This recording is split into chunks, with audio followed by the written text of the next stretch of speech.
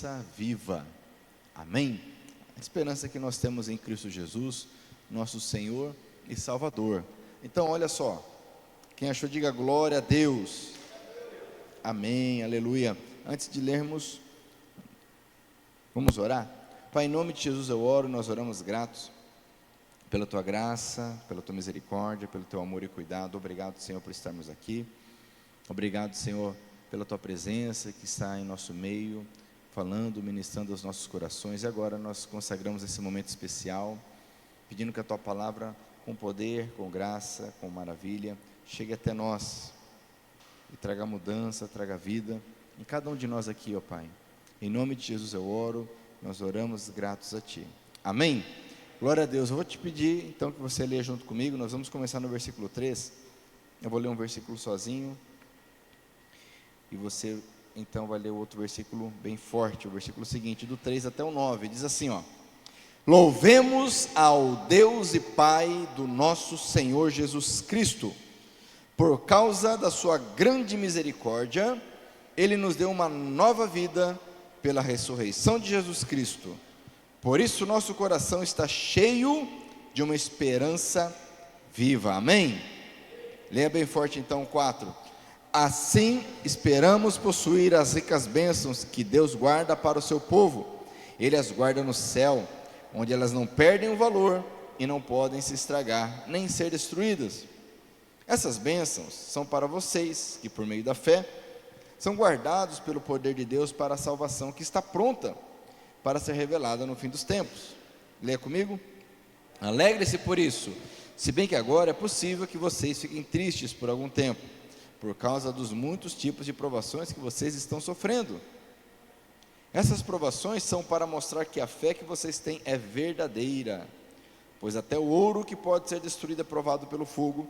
Da mesma maneira, a fé que vocês têm, que vale muito mais do que o ouro, precisa ser provada para que continue firme, e assim vocês receberão aprovação, glória e honra no dia em que Jesus Cristo for revelado. Leia comigo. Vocês o amam, mesmo sem o terem visto, e creem nele, mesmo que não o estejam vendo agora. Assim vocês se alegram com uma alegria tão grande e gloriosa, que as palavras não podem descrever. Vocês têm essa alegria porque estão recebendo a sua salvação, que é o resultado da fé que possuem. Amém? Glória a Deus. Pode sentar por um momento.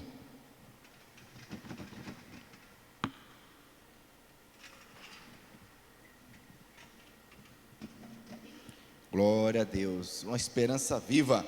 Então nós temos aqui o apóstolo Pedro escrevendo aos eleitos de Deus, como ele diz um pouco antes, escreve um pouco antes. Eu gosto dessa expressão, louvemos, amém, ao Deus e Pai. Sabe, amados, que nós que cremos em Cristo, nós precisamos compreender o chamado, a esperança, aquilo que gera em nós, deve gerar em nós alegria, paz, perseverança. Por quê? Como o próprio apóstolo Paulo diz, escreve, se a nossa esperança, ela está limitada, circunscrita a esta vida, nós somos os mais miseráveis dos homens. Mas nós que cremos em Cristo, nós temos uma esperança, diga esperança, e ela é viva. Então ele diz aqui, louvemos. Por que devemos louvar a Deus e o Pai do nosso Senhor? Porque Ele nos deu algo, diz aqui, Ele nos deu uma nova vida. Vida essa que é possível através da ressurreição do nosso Senhor Jesus. Uma nova vida, não uma vida melhor, não uma vida aperfeiçoada, porque muitas vezes a gente até consegue melhorar de vida com nossos esforços, né? A gente trabalha, começa a tomar algumas decisões mais inteligentes, não é verdade? Com as finanças, com a saúde, com os relacionamentos, e a vida melhora, ok? Mas uma nova vida, essa é sobrenatural. Essa somente é possível através de Cristo Jesus, através da ressurreição dele. E porque ele tomou essa iniciativa, nós então devemos louvar, agradecer e nos alegrar. Olha só isso aqui, versículo 4, assim, antes, né? Versículo 3. Por isso o nosso coração está cheio de uma esperança viva. E aqui eu faço uma pergunta para você refletir. O teu coração, ele tem essa esperança? Essa esperança viva, ela está no seu coração? Ela enche o teu coração? Porque olha que interessante isso aqui. Pedro, ele conclui que pelo fato de Deus ter nos dado nova vida por Cristo Jesus, por isso, ou seja, uma consequência, se eu creio nisso, o meu coração deve estar cheio, não de dúvida, não de desânimo, não de uma esperança em homens ou política ou dinheiro, mas cheio de uma esperança que é viva, que é sobrenatural. Então aqui fica a primeira pergunta da noite: eu tenho essa esperança no meu coração? Ou seja, será que eu já entendi a ponto de abrir mão de tudo o resto, por conta que eu tenho algo maior, uma esperança maior? Com base nesse raciocínio, ele vai então continuar aqui.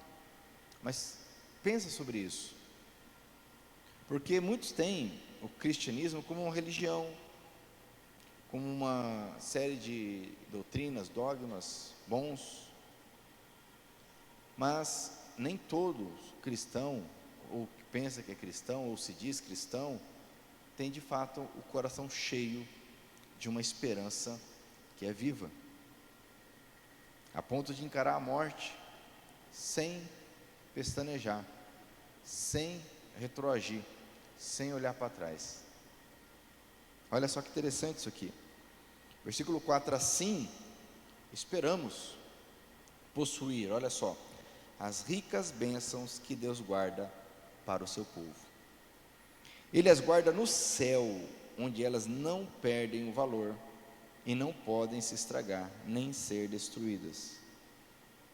Olha que interessante. Nós temos uma poupança, uma riqueza, que nós nem sabemos direito o que é, que está no céu. E aqui nós vemos então um giro de 180 graus em relação aos valores do mundo, porque tudo que existe no mundo gira em torno de bens materiais. Se nós trabalhamos, se nós estudamos, se nós nos relacionamos, de alguma forma isso vai terminar em bens. E a princípio, se isso for feito da forma correta, não há nenhum problema. O problema é entender que isto é o fim,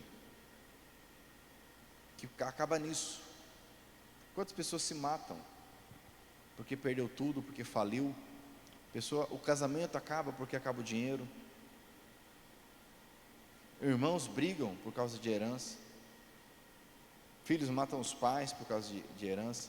Pessoas estão sem dormir por conta de questões materiais. Nós que temos, e nós temos, amém? Amém? Uma esperança viva.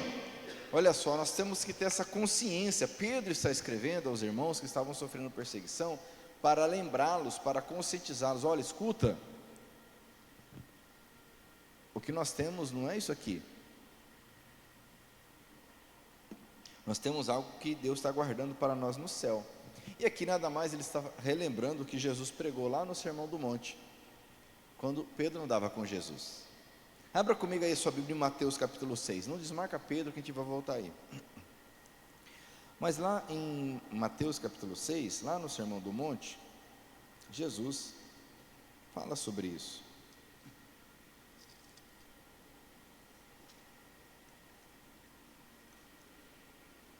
Depois de ensinar a oração do Pai Nosso, falar sobre o jejum, ele vai ensinar aqui no versículo 19, olha que interessante isso aqui. Não ajuntem riquezas aqui na terra, onde as traças e a ferrugem destroem, e onde os ladrões arrombam e roubam. Pelo contrário, ajuntem riquezas no céu, onde as traças e a ferrugem não podem destruí-las, e os ladrões não podem arrombar e roubá-las. E aqui vem o princípio-chave. A questão aqui não é que é pecado ter riquezas materiais, a questão não é essa. Aqui vem o princípio, versículo 21. Pois onde estiverem as suas riquezas, aí estará o coração de vocês. Essa é a questão, é o coração. Porque onde estão as minhas riquezas, aquilo que eu cobiço, desejo, aquilo que eu tenho como valioso, lá estará meu coração. Então, se isso é terreno, é material, meu coração está nesse contexto. Agora, se as minhas riquezas, no que eu busco, um relacionamento com Deus, é entender cada vez mais, é crescer cada vez mais no Senhor, ter mais intimidade com o Espírito Santo, ter mais poder do alto, ter mais graça, mais presença de Deus, o meu coração estará nisto. Então, voltando lá para Pedro, ele diz: olha, nós temos uma viva esperança, amém? E o nosso coração deve estar cheio dessa viva esperança. Por isso, esperamos essas ricas bênçãos. Versículo 5: essas bênçãos são para vocês, são para nós, que por meio da fé são guardados pelo poder de Deus para a salvação que está pronta para ser revelada no fim dos tempos. Então é pela fé, amados, que nós somos guardados, protegidos para a salvação. Porque a salvação nada mais é do que o Senhor nos tirar da morte, nos tirar da condenação e nos proteger dela. A salvação pela fé em Deus, essa proteção que nós precisamos. Quem está entendendo, diga amém. Versículo 6: alegrem-se por isso. Fala para o teu irmão, alegre-se, meu irmão. Então vamos lá, até aqui nós temos o seguinte, nós temos a compreensão. Pedro está relembrando aqui os irmãos: olha, escutem, alegrem-se. Nós temos, louvemos a Deus, o Senhor, nosso Pai, nosso Deus, Pai do Senhor Jesus, que morreu por nós, nos deu vida, nos salvou, e por causa disso nós temos o nosso coração cheio de uma viva esperança, amém? E por conta disso, a nossa riqueza que nós buscamos é algo que o Senhor tem preparado para nós lá no céu, que ninguém pode roubar, ninguém pode destruir, nenhuma crise pode tirar. Então, alegrem-se, estejamos alegres, por conta dessa maravilha, dessa verdade. Não podemos, amados, ter um evangelho raso, um evangelho que muitas vezes é um código moral, só isso. Ó, você está mal das pernas aí, você está bebendo mais do que deve, está mal, está brigando demais com a esposa, falando que não deve, ó, melhora um pouquinho aí, né? Você para de beber, né? Faz um curso aí de casal, aí você vai aprender os princípios, vai tratar melhor a tua esposa, né? Você faz um curso aí de hombridade, vai entender mais ou menos o papel do homem, que você não teve oportunidade de aprender antes, e fica nisso. Aí a pessoa melhora, e melhora mesmo, mas é um evangelho raso, é algo muito limitado, é algo muito circunstancial, não é algo profundo, que enche o nosso coração, a ponto de mudarmos realmente a nossa expectativa, mudarmos realmente a nossa busca, a nossa procura. Se torna uma boa religião, talvez uma religião melhor que as outras, mas não passa disso. Mas quando nós formos tentados, ou mesmo ameaçados, isso não vai suportar. Por quê? Porque a nossa expectativa não vai estar no tesouro lá do céu, nossa expectativa não vai estar nessa esperança maravilhosa, a nossa alegria não estará nisso. Quando nós estivermos sozinhos, porque Jacó ficou sozinho, porque Daniel ficou sozinho na cova, Jonas ficou sozinho no ventre do peixe, Jesus ficou sozinho no Getsemane, sim ou não? Pedro ficou sozinho preso, João ficou sozinho lá na ilha de Patmos. Quando nós estivermos sozinhos, confrontados, se nós não tivermos uma viva esperança no nosso coração, Se nós não tivermos a consciência, a compreensão da maravilha que é a salvação, que são as ricas bênçãos lá do alto, nós seremos fracos, nós não suportaremos, e nós vamos nos escandalizar, e vamos olhar para trás. Assim como muitos esperavam Jesus como um grande rei ali, que ia matar os romanos e dominar, e quando nada aconteceu eles se escandalizaram, não entenderam. Muitos ainda hoje começam a caminhada, começam bem, como foi falado domingo, né? Com alegria, mas vem as aflições, os problemas, as circunstâncias, e por não entender o que nós vamos ler agora, desistem. Mas nós não somos daqueles que desistem, amém? Fala para o teu irmão, você não é daqueles que desistem. Glória a Deus. Nós devemos estar aqui uns 30, 40 homens. Nós tempos atrás estávamos com 80, 90 homens. Alguns estão agora no período de férias viajando, mas muitos homens, eu sei, estão desanimados. Já não estão andando mais na fé. E por quê? Porque estava empolgado com alguma coisa. O coração não foi cheio de uma esperança viva. Olha só que interessante que o versículo 6, alegrem-se por isso. Aí Pedro dá o choque de realidade, né? Se bem que agora é possível que vocês fiquem tristes por algum tempo, por causa dos muitos tipos de provações que vocês estão sofrendo. Os irmãos estavam passando por provações, e não é provação igual hoje não, eram provações de vida e morte. Falou, pode ser que agora vocês não estão na fase boa, não estão na vibe tão boa assim, mas alegrem-se, porque olha só, isso tem um propósito, o versículo 7, essas provações são para mostrar que a fé que vocês têm é verdadeira, pois até o ouro, que pode ser destruído, é provado pelo fogo. Da mesma maneira, a fé que vocês têm, que vale muito mais do que o ouro, precisa ser provada para que continue firme. Meu irmão, a minha fé precisa ser provada. A sua fé precisa ser provada. É onde separa os meninos dos homens. É quando Deus fala, agora eu vou separar os meninos dos homens, e prova a nossa fé. E os meninos ficam no meio do caminho, se assustam, não querem. A nossa fé é muito mais valiosa do que ouro, do que qualquer bem. Mas se nós não passarmos pela provação, amados, nós nunca vamos amadurecer. Hoje, estava conversando com a minha amada, estava conversando com outra pessoa junto, falando sobre casamento e tal. Aí ela falou assim, muitos perdem de desfrutar a melhor fase do casamento porque não suportam, não conseguem passar pela fase difícil do casamento. Aí ela, usando o nosso exemplo, que nós tivemos um início de casamento muito tumultuado, que é o normal de todo início de casamento. É tumulto, é confusão, é rolo, né? Quem aqui sabe disso? Levanta a mão, vamos ver. Se você é homem, você sabe disso, né? Aí, ó. É rolo, é confusão, desgaste. 4, 5 anos foi muito difícil. Mas hoje nós vivemos uma fase, um período, que nós nunca descobriríamos se nós tivéssemos parado lá na aprovação, desistido. Agora, isso é uma analogia muito rasa, comparado ao que nós vamos viver com Cristo lá na glória. E nós vamos olhar para trás e falar, meu Deus, né? Se eu tivesse parado lá atrás, naquela aprovação, desistido.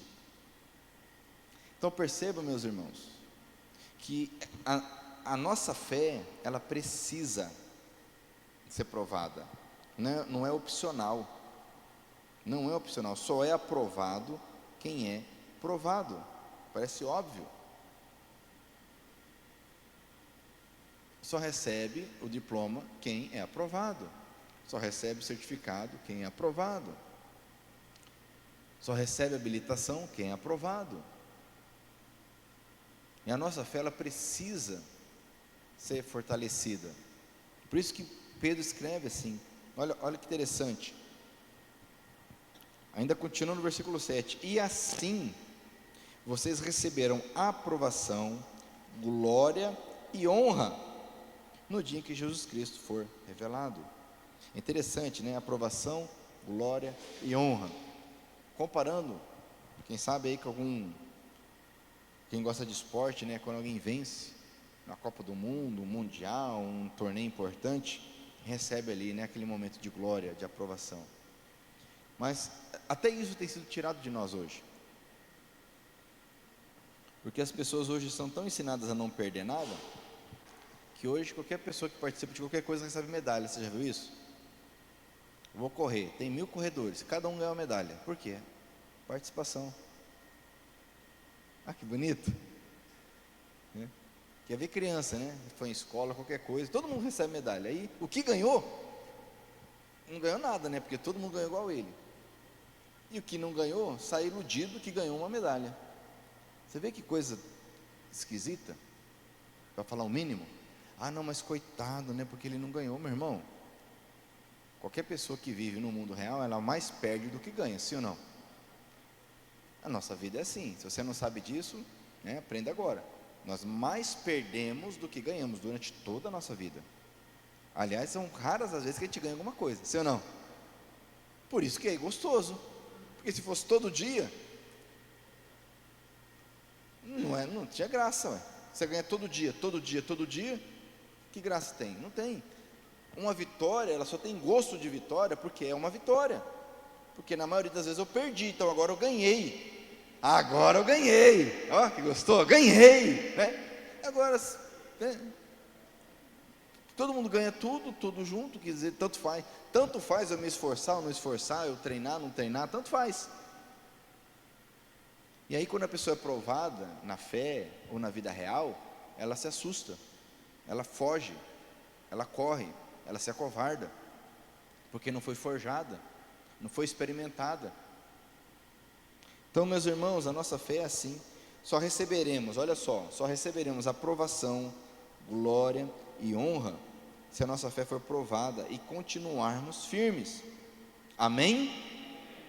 Olha só, vocês o amam, versículo 8, mesmo sem o terem visto, e creem nele. Falamos domingo sobre isso, né? Nós não andamos pelo que vemos, mas pelo que cremos, mesmo que não estejam vendo agora. Assim vocês se alegram com uma alegria tão grande e gloriosa que as palavras não podem descrever. Aleluia! Vocês têm essa alegria porque estão recebendo a sua salvação, que é o resultado da fé que possuem. Sabe, amados, eu fico vendo e eu não consigo entender cristãos que não são alegres. É uma coisa que não tem lógica. É mesmo que você falar de água seca. Você conhece água seca? Fogo frio, você conhece? Fogo gelado, existe?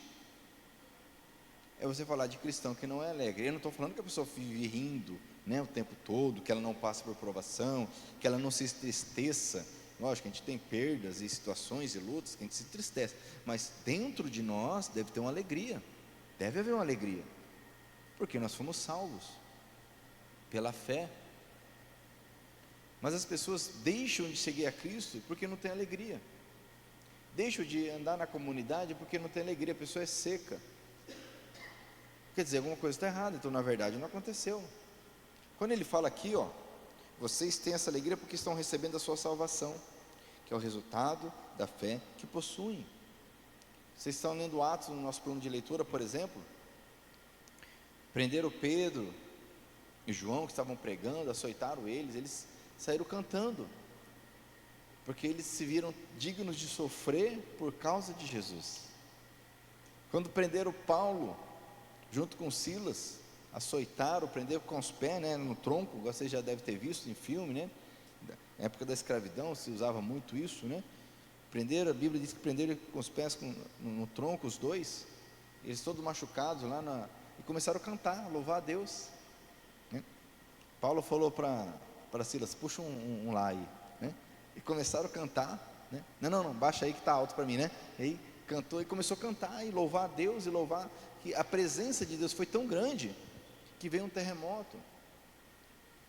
Então a alegria, que você estudando a história da igreja, você vai perceber os mártires, né, morriam firmes, alegres, apesar do sofrimento, da perseguição, Esse tempo atrás até repostei uma imagem lá da Nigéria, né? Um coral gigante, pessoas cantando, louvando a Deus. Um país que está tendo muita morte lá, milhares de pessoas estão sendo mortas por causa de Cristo. Mas existe uma salvação, uma alegria, uma compreensão, que hoje as pessoas que não têm isso, só tem uma religião, desiste, abandona. Olha que interessante, abra comigo a sua Bíblia em Efésios capítulo 2, falando de salvação pela fé.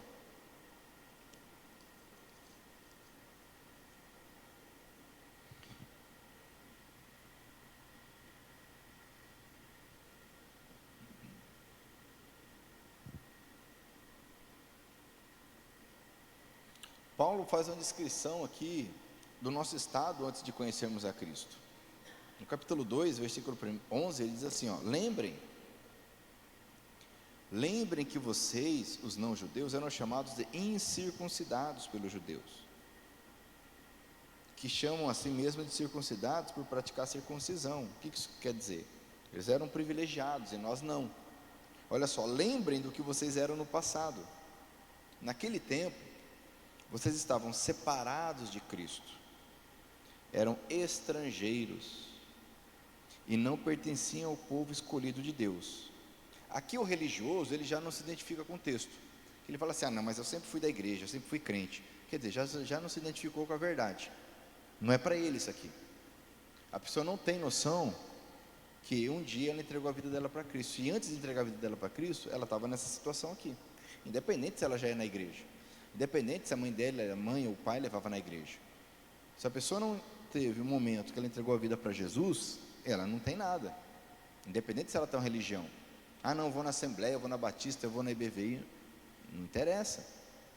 Agora o religioso lê isso aqui e fala, não, nunca foi o meu caso, né? Eu sempre fui de Deus. Mentira. Algum dia você teve que entregar a tua vida ao Senhor Jesus. Se você não fez isso ainda, então você está em maus lençóis. Então aquele que entendeu o Evangelho, ele entende que houve um tempo que eu estava separado de Cristo. Eu era estrangeiro, não pertencia, olha só, ao povo escolhido de Deus. Não tinha parte nas suas alianças, que eram baseadas nas promessas de Deus para o seu povo. E olha só, e nesse mundo viviam sem esperança e sem Deus. O que nós temos, que Pedro diz lá para nós, que o nosso coração deve estar cheio do quê? De uma viva esperança, uma viva esperança. Sem Cristo, nós andamos pelo mundo, sem vontade de cantar uma bela canção, sem esperança, sem Deus. Por isso que enche a cara, por isso que faz loucura, por isso que é vazio, por isso que é viciado em trabalho, por isso que quer mostrar o que não é, nunca está satisfeito com nada, porque é vazio, não tem esperança.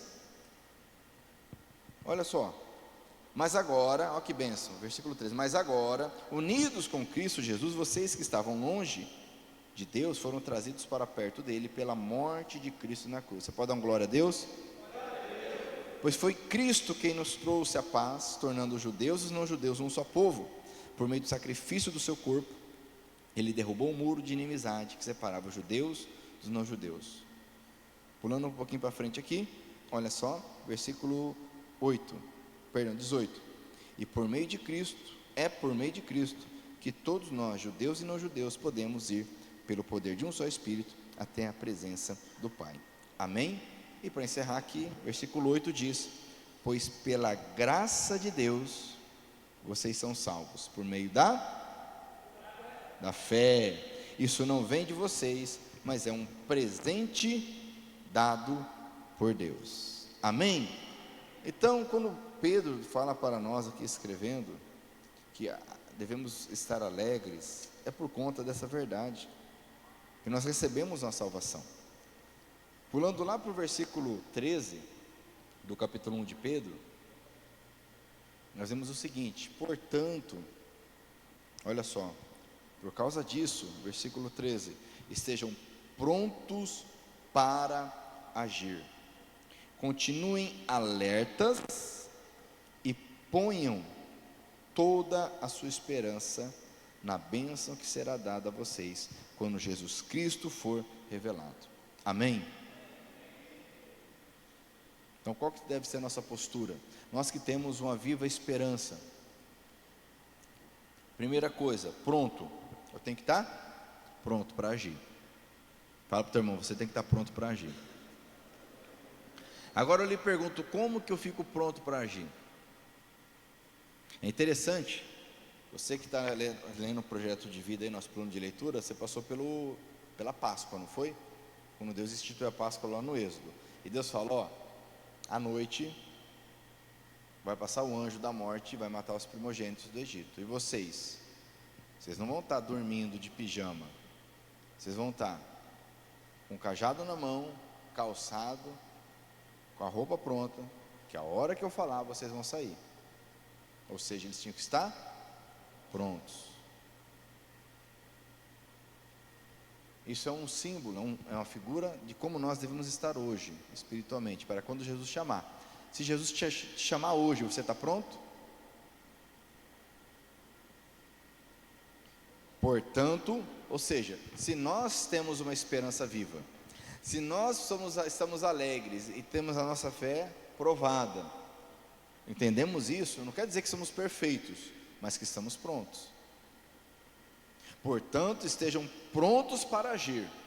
E como que alguém fica pronto? Anota aí, abre aí comigo, 2 Timóteo, capítulo 3, versículo 16. Segunda carta de Paulo a Timóteo, capítulo 3, um pouco antes aí, versículo 16.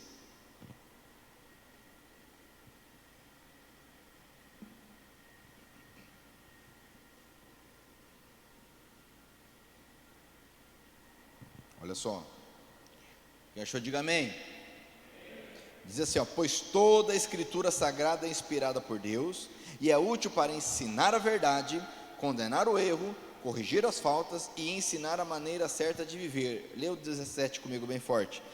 E isso para que o servo de Deus esteja completamente preparado e pronto para fazer todo tipo de boas ações.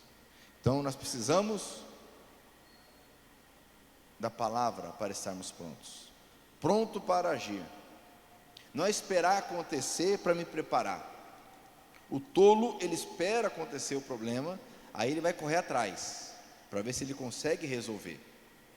E muitas vezes não dá tempo, né? E quando, mesmo conseguindo, é muito tempo, muito esforço, porque correr atrás dá trabalho. Mas o sábio, ele está pronto para agir. Por isso que Pedro vai dizer, portanto, estejam prontos para agir. Olha só, continue alerta e com a sua esperança em Cristo. A mensagem de domingo foi, olhem para Jesus. Fixe em Jesus. Ele fala aqui, estejam prontos para agir, alertas com a sua esperança na bênção que Jesus Cristo nos dá. Amém?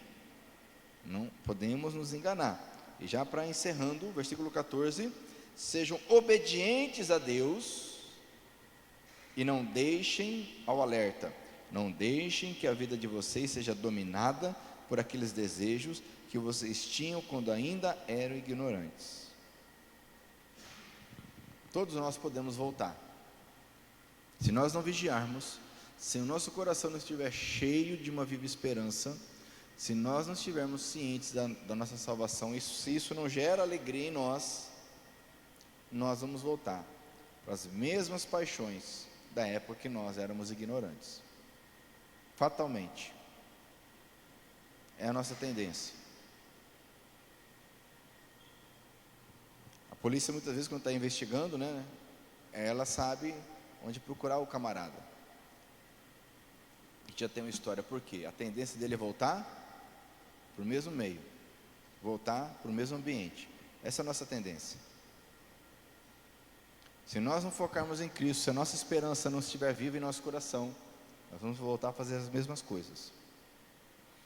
Olha o que Pedro escreve aqui na segunda carta, no capítulo 2, olha que interessante.